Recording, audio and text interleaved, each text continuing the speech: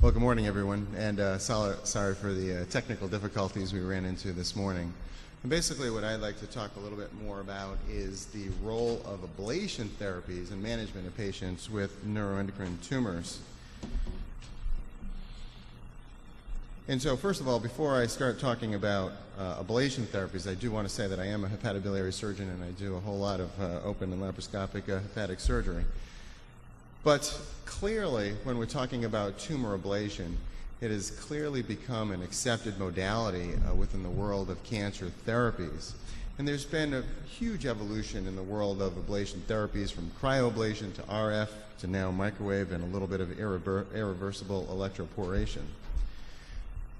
And again, I have to be honest and say here that when we're talking about treatments of cancer, and there are many treatments for cancer, ablation therapy is only one modality of many.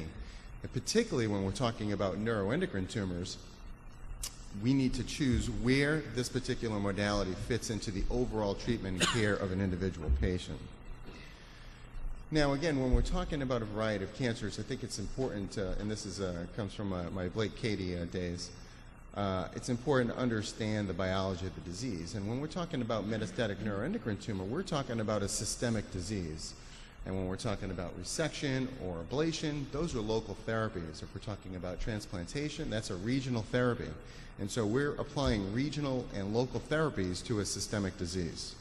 So that has its own inherent limitations.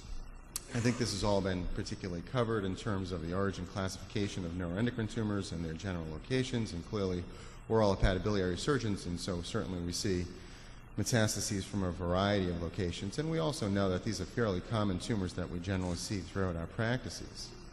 Unfortunately, from a chemotherapy point of view, as we all know, there are no good systemic therapies. Depot-octreotide seems to be the best agent we have at this point in time. There's clearly some clinical trials with VEGF receptor inhibitors and depot-octreotide. But again, those are usually fairly good for symptom control and perhaps add some long-term survival, but again, overall limited. And again, we do know that patients with neuroendocrine tumors with liver metastases have approximately a 40% 5-year survival. And with aggressive surgical interventions, as we've heard, we can maybe achieve 80% 5-year survivals. But make no mistake, these are malignancies, these are cancers, and I strongly feel that they should be treated.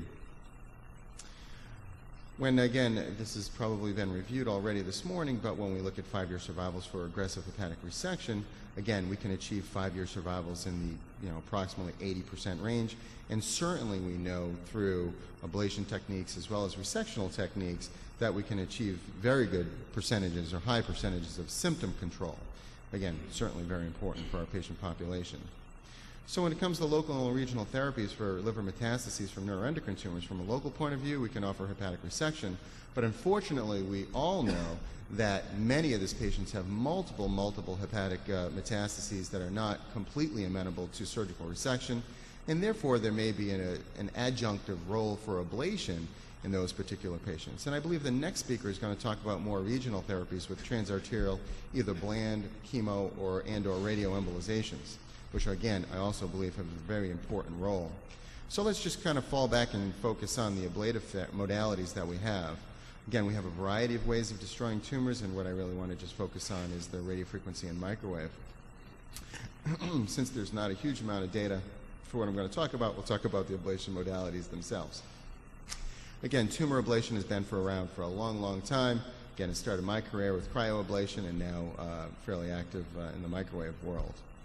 Again, with radiofrequency, there are two types of radiofrequency ablation. There's monopolar radiofrequency and bipolar radiofrequency, and basically we're passing electric currents through tumors and tissues that causes local tissue ion vibration, which increases tissue temperatures up to about 100 degrees.